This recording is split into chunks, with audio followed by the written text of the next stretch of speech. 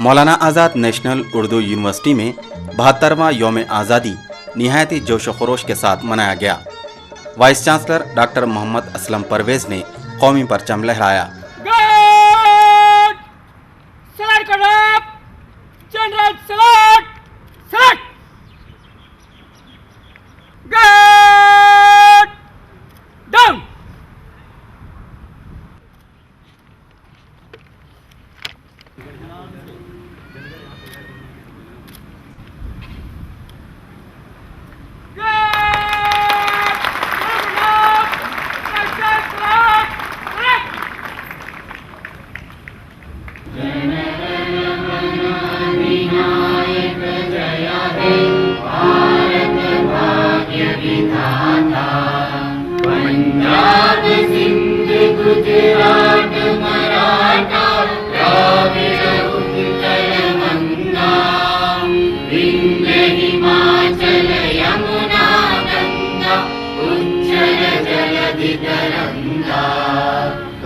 शुभ नामे जागे, तब शुभ आशीष मागे, गाहे नव जय गाथा। जय गण मंगलदायक जय हे भारत भाग्य विधाता। जय हे जय हे जय हे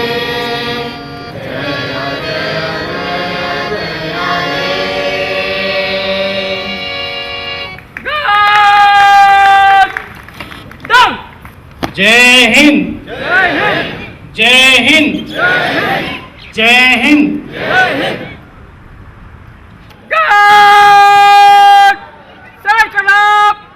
जनरल सलाट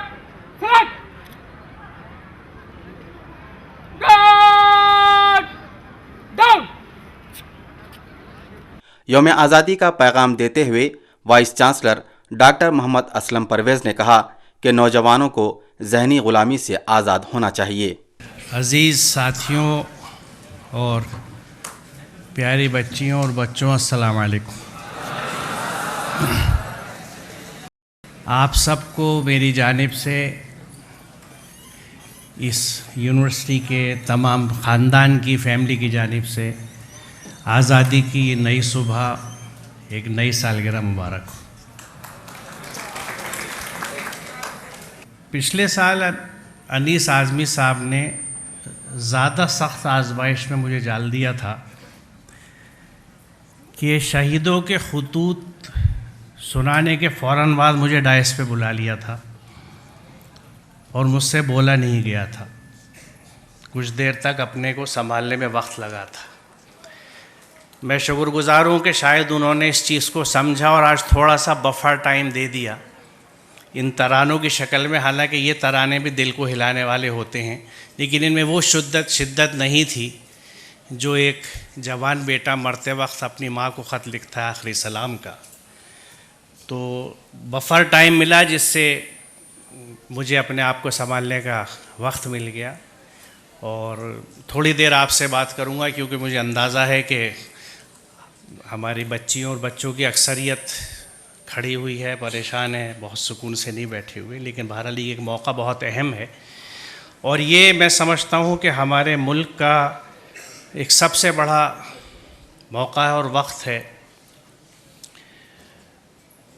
70 साल गुज़रे हमारी आज़ादी के और इन 70 सालों में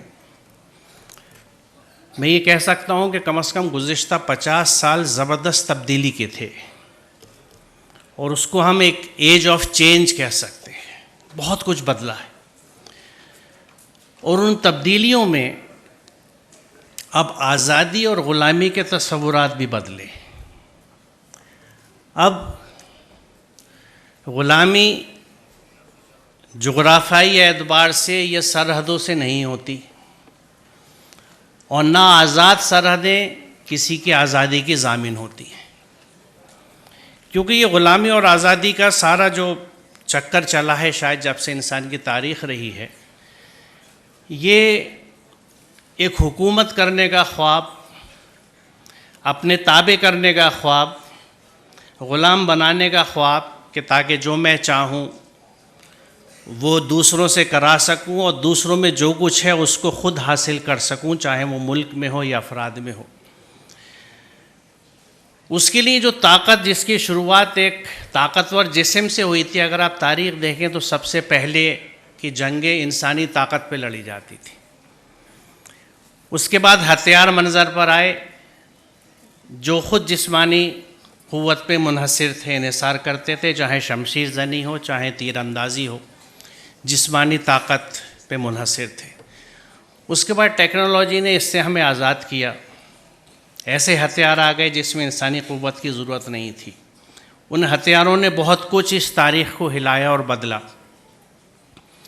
उसके बाद वो दौर आया जिसमें ये उभरा कि इल्म की ताकत सबसे बड़ी ताकत है, नॉलेज इज़ पावर। जिसके पास ज़्यादा इल्म है वो ज़्यादा बड़ी दुनिया को और लोगों को अपने कब्ज़े में कर सकता है, उन्हें उस अंदाज से ग़ुलाम बना सकता है अपने इल्म की मदद से। इल्म एक ताकत के तौर पे उभरा और ये सिलसिला चलता हुआ आज यहाँ तक आया कि बज़ाहिर आज़ाद ममालिक और आज़ाद कौमें भी एक नए अंदाज की ग़ुलामी का शिकार हैं, क्योंकि अब ये जो ग़ुलामी है हमारी, जिसकी तरफ मैं खुसूसी तवज्जो आपकी चाहूँगा क्योंकि ये बहुत अहम और ज़रूरी फैक्टर है, वो है हमारी जहनों की ग़ुलामी। जहन ग़ुलाम बहुत अरसे से रहे हैं रस्म व रिवाज के। हर समाज अपनी रस्मों का ग़ुलाम हुआ करता था और मैं उस ग़ुलामी को एक पिंजरे से नहीं बल्कि एक डिब्बे से, एक बॉक्स से ताबीर करता हूँ। और कोई चीज़ जब डिब्बे में बंद होती है तो उसमें ग्रोथ नहीं होती, उसमें बढ़वार नहीं होती, यानी वो आज़ाद नहीं होता, उसके पास फ्रीडम नहीं होती, क्योंकि वो कैद होता है उस डिब्बे के अंदर जिसमें वो बंद है। इस वक्त सबसे बड़ा चैलेंज हमारे पास यही बॉक्स्ड माइंड्स हैं, ये डिब्बा बंद जहन। डिब्बे अलग अलग हैं, कहीं मसलक के डिब्बे हैं, कहीं मज़हब के डिब्बे हैं, कहीं ख्वाहिशात के डिब्बे हैं, लेकिन डिब्बा है और उसमें हमारे जहन बंद हैं। किसने बंद किए? वो ये उन्हीं ताकतों ने बंद किए जो एक ज़माने में जिस्मानी तौर से, फिर हथियारों की शक्ल में, फिर इल्म की शक्ल में अक्सरियत से ताकतवर रहे और उनको अपने ज़ेर नगीन रखा, उनको अपना ग़ुलाम रखा। आज जो हमले हैं वो दूसरे अंदाज के। वो हमले किस अंदाज के हैं, मैं छोटी सी एक बात आपको बताऊं कि 15 अगस्त से कई दिन पहले अखबारों में क्या सबसे ज़्यादा फ्रंट पेजेस पे नज़र आ रहा था? फ्रीडम सेल, इश्तेहारात चीज़ों को ख़रीदने के लिए। आज़ादी सेलिब्रेट कीजिए शॉपिंग करके, पैसा खर्च करके। किसके लिए? अपने लिए, बहुत अच्छे से जोड़े बनाने के लिए, अच्छी कारें बड़ी कम किस्तों पे लेने के लिए, अच्छे मोबाइल फ़ोन जिसको देखने का ख्वाब बच्चे देखते होंगे बड़ी सस्ती EMIs के ऊपर। और ये बात आज़ादी के लिए नहीं थी। हर बड़े त्यौहार से पहले एक शॉपिंग फेस्टिवल शुरू होता है। ईद आने वाली है तो अखबार भरे पड़े हैं, चाहे बकरीद आने वाली हो, दिवाली आने वाली हो, होली वाली हो। ये जो हमला है, ऑनस्लॉट है, ये मुस्तकिल हम सबको उस 99 के फेर में रखता है कि कम मेरे पास इतने पैसे हो कि मैं आईफोन अगर 6 है तो 7 पे जाऊं, 7 है तो 8 जाऊं, या सैमसंग 9 लॉन्च हो गया गैलेक्सी, कैसे जुगाड़ करूं। बाइक ली है तो और कौन सी बाइक की तरफ चलूं। ये मुझे नहीं पता आप इसको ज़हनी ग़ुलामी समझते या नहीं समझते, लेकिन ये आज के दौर की सबसे बड़ी ज़हनी ग़ुलामी है जो आपको कैद कर देती है सिर्फ अपने अंदर और फोकस कर देती है सिर्फ आपको अपने ऊपर। जब इन डिब्बों में जहन रहते हैं तो हमारे शहर सजते हैं, वो इलाके और आबादियां सजती हैं जिनके पास वो पैसा होता है, जिनके पास वो वसाइल होते हैं।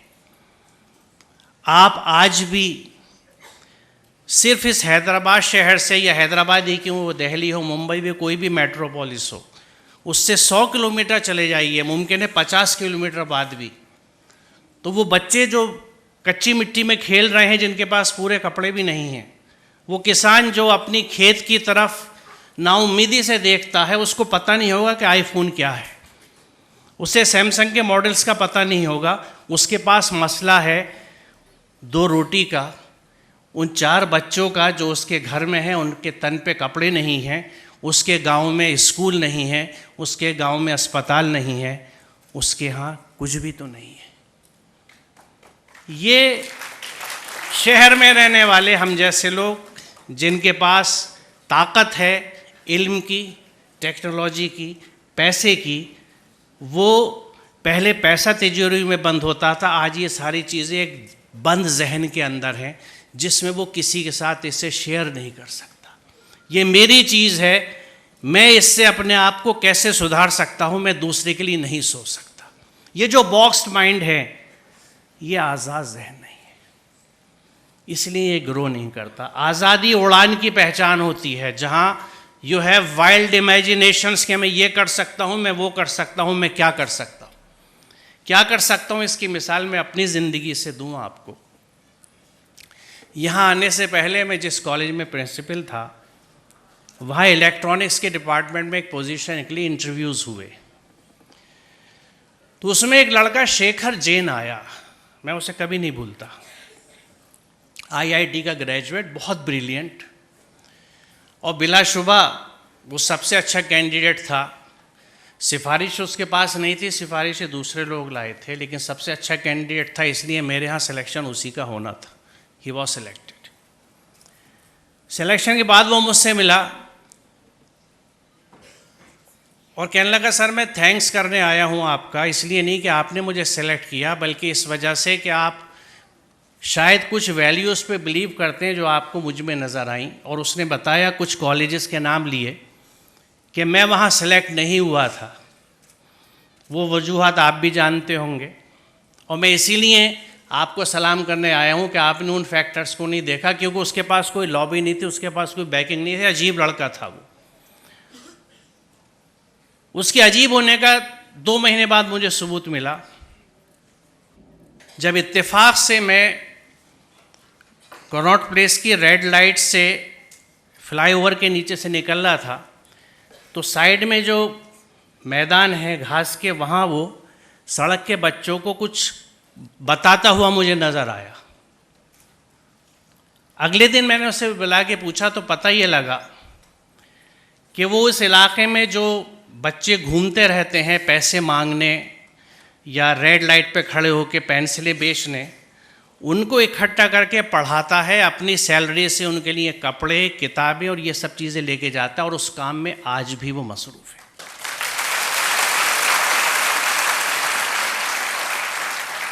उसका जहन डिब्बे में बंद नहीं था, उसकी आंखें बंद नहीं थी, उसकी आंखें खुली हुई थी। उसे वो बच्चे दिखे जो हमें नहीं दिखते, कभी आईफोन की आड़ में, कभी बाइक की आड़ में, कभी ड्रेस की आड़ में, कभी उन बड़े मकानों की आड़ में जिसको बनाने की हमारी ख्वाहिश होती है, कभी उस बड़ी कार की आड़ में जिसको लेने के लिए हम प्लान करते हैं और EMIs के लिए पैसे जोड़ते हैं। उससे जुड़ी एक दूसरी लड़की फिरदौस, जिसके वालिद RK पुरम से आगे के एक इलाके में एक छोटी सी मस्जिद के इमाम थे, उसमें वो पली बढ़ी। उसने मुझसे ये कहा कि सर मुझे ये समझ में नहीं आता था कि ये मेरे इर्द गिर्द के जो गांव के देहात के बच्चे हैं वो पढ़ते क्यों नहीं हैं, उनमें कोई दिलचस्पी नहीं है, उनके माँ बाप में दिलचस्पी नहीं है। मैं इन गरीब बच्चों को इसलिए पढ़ाने के लिए खड़ी हुई हूँ कि जो मैंने ज़िंदगी में अपनी भुगता है ये ना भुगतें। मैं इनको उससे बाहर लाना चाहती हूँ। वो बच्ची भी आज कोई नौकरी ना रखते हुए भी इस काम में मसरूफ़ है।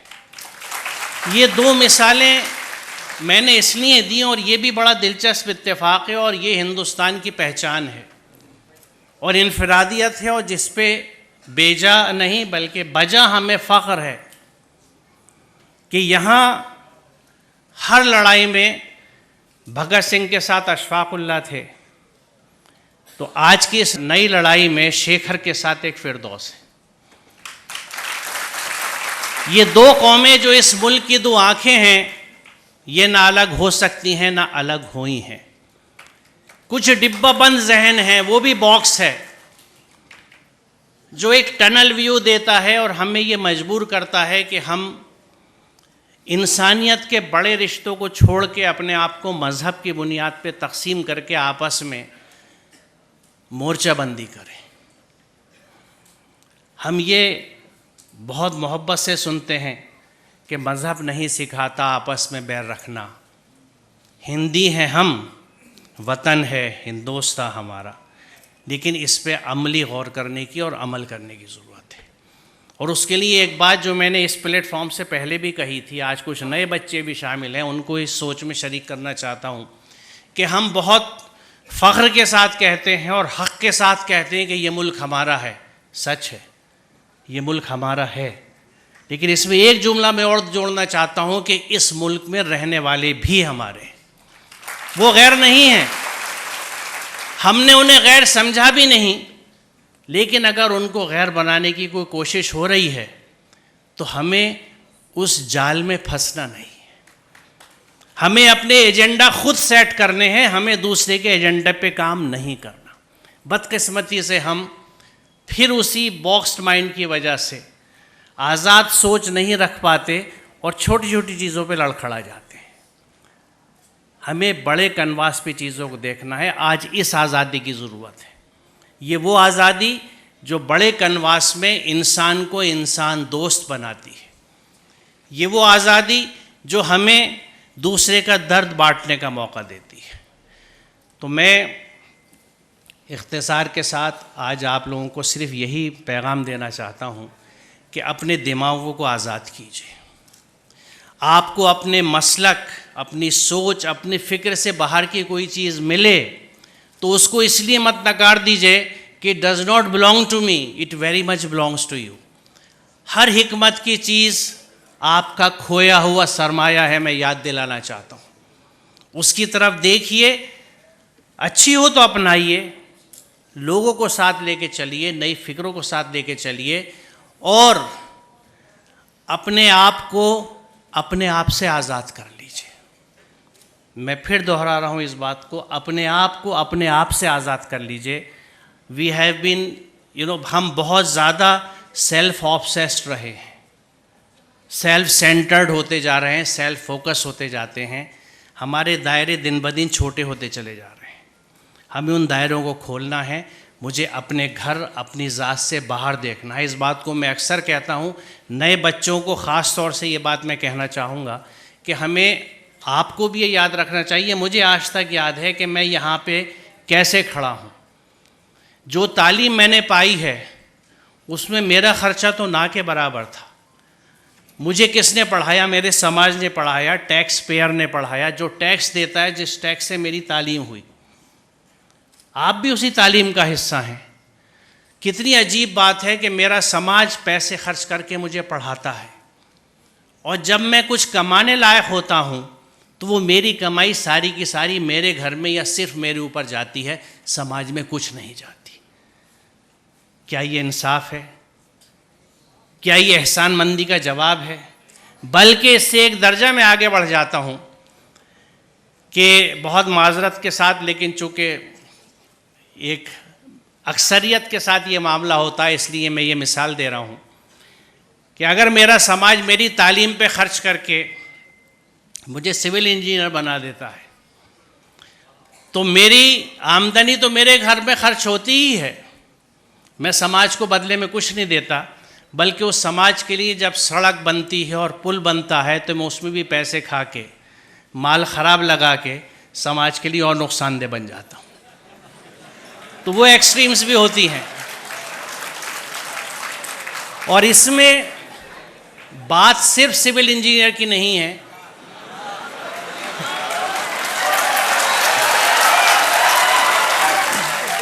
मुझे मालूम है कि पॉलिटेक्निक के बच्चे बैठे हैं।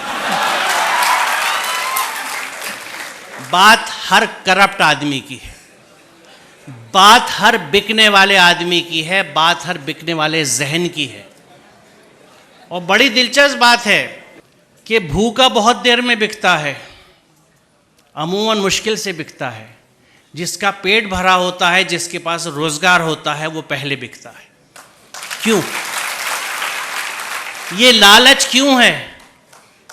लालच इसलिए है कि ऑब्सेशन है। ऑब्सेशन है किस बात का? अपनी ख्वाहिशों को पूरी करने का।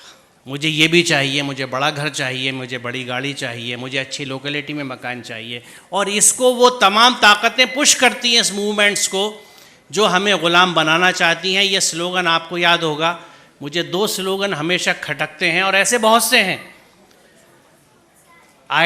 Address to be identified with. आपको एक हाउसिंग सोसाइटी, एक कॉलोनी वो एड्रेस देती है जिसके लिए कहती है कि address to be identified with. आप फ़ख्र से लिख सकते हैं कि आप इस पते पर रहते हैं।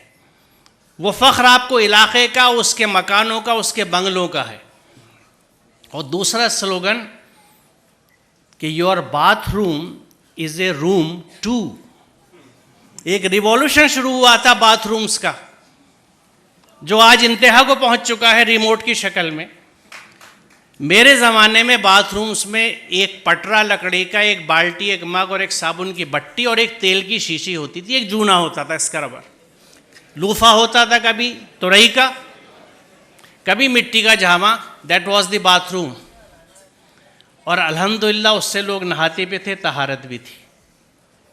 आज बाथरूम का स्लोगन है कि it is a room to.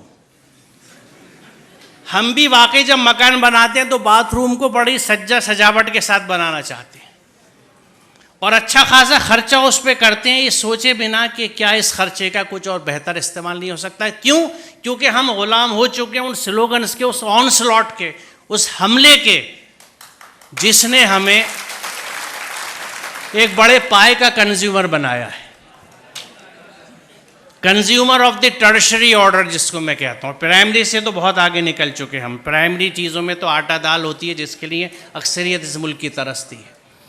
तो मैं सिर्फ ये चाहता हूँ कि ये नौजवान जहन उड़ना सीखें। Let your imagination fly. सोचिए, आउट ऑफ बॉक्स थिंकिंग जिसको कहा जाता है। नए रुख पे सोचिए, हर चीज़ पे सवाल कीजिए कि मैं ऐसा क्यों करूँ, why should I do it. क्या ये सही है? अगर मेरे लिए सही है तो क्या मेरे समाज के लिए सही है? और उसमें सबसे बड़ा आजकल का जो नौजवानों के लिए एक मेरा पैगाम है, वो सबसे बड़ा मसला आपकी इस तालीम की स्टेज से शायद बात की स्टेज का है, आपकी शादी का मरहला। उसमें भी आज़ादी चाहिए आपके फ़िक्र की। आप समझ गए किस चीज़ की आज़ादी की मैं बात कर रहा हूँ। अगर आप जहेज़ लेते हैं और जहेज़ के साथ शादी करते हैं तो आपका जहन कैद है। आज़ाद करिए।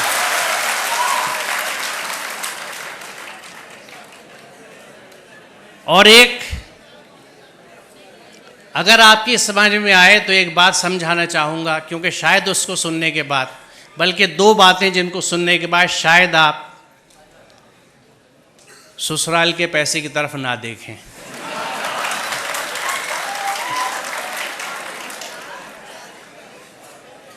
दोनों बातें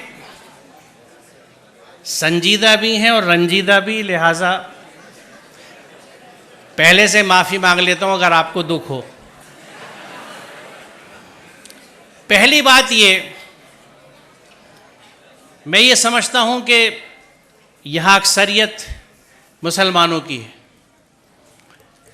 और जो मुसलमान अपने आप को कहता है वो अल्लाह के हर हुक्म को मानता है। मुसलमान का मतलब ये है। पूरा कुरान हम पे फ़र्ज़ है। सूरह क़सस 85 देख लीजिएगा, इन्नल लज़ी फ़रज़ अलैकल कुरान ला रद्दु कलमात, फ़रज़ अलैकल कुरान। उसी कुरान में जहाँ खुम्र और मैसर से मुमानियत है, तो खुम्र को तो हमने कह दिया कि शराब, और मैसर का तर्जुमा किया जुआ, ये हराम है, इनसे बचने का हुक्म है कुरान में। मैसर, जिस ज़माने में ये कुरान उतरा, मुफ्त पैसा कमाने का तरीक़ा सिर्फ जुआ होता था, इसलिए उसका तर्जुमा जुआ किया गया।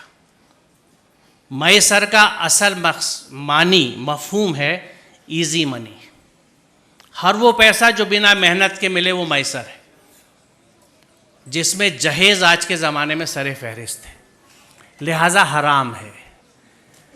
यहाँ अरबी के प्रोफेसर्स भी बैठे हैं, शायद इस्लामिक स्टडीज़ वाले भी हों, ना हो तो आप मिल लीजिएगा, पूछ लीजिएगा कि मैसर का मफ़हूम क्या है। वो पैसा जो बिना मेहनत के हासिल हो, हर तरह का, उसमें जुआ भी है, सट्टा भी है, रेस भी है, उस तरह की स्टॉक मार्केट्स भी हैं जिनको सट्टा ही कहा जाता है, ये सब हराम है। हम अगर मुसलमान हैं, बड़े अफसोस की बात है कि हम अपने आप को मुसलमान भी कहते हैं और मुफ्त का पैसा भी लेने के चक्कर में लगे रहते हैं। इस जहन से आज़ाद होने की ज़रूरत है। दूसरी चीज़,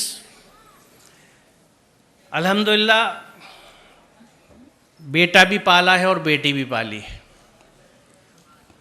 जहन समझता हूँ औलादों के, और ये सब मेरी बच्चियाँ हैं, इनके इतने साथ रहता हूँ जैसे आप बच्चों के साथ रहता हूँ। कुछ आपके जहनों को समझता हूँ और अरसे से समझता हूँ, आज की बात नहीं है, 40 साल हो गए पढ़ाते हुए मुझे और बच्चों के साथ रहते हुए। उस तजर्बे से मैं आपको बता रहा हूँ कि बच्ची अपने माँ बाप से बहुत मोहब्बत करती है। आप अपने घर में देख लीजिएगा, अपनी बहनों को, अपनी माँ को देख लीजिएगा, मैं कैसे कितना बड़ा रिश्ता है उनका, आज भी नहीं भूली। कभी कभी इस पर झगड़ा भी हो जाता है। बच्ची माँ बाप से बहुत अटैच होती है।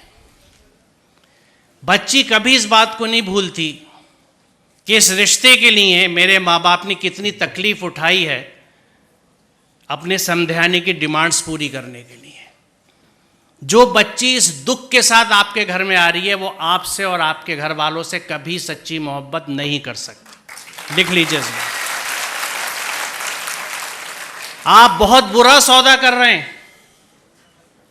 रिश्तों की बुनियाद मोहब्बत और अक़ीदत पे होती है, उनसियत पे होती है।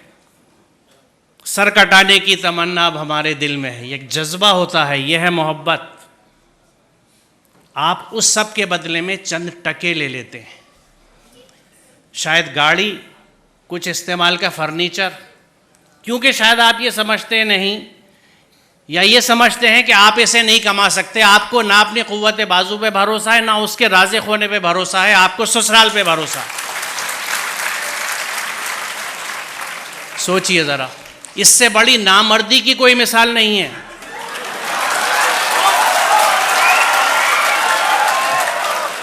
और हम क्लेम करते हैं कि हम मर्द हैं, मर्दानगी पे लड़ते फिरते हैं। ये कैसी मर्दानगी है कि औरत के घर के पैसे पे आप खाना खाते हैं, उसका सामान लेते हैं। मुझे खुशी है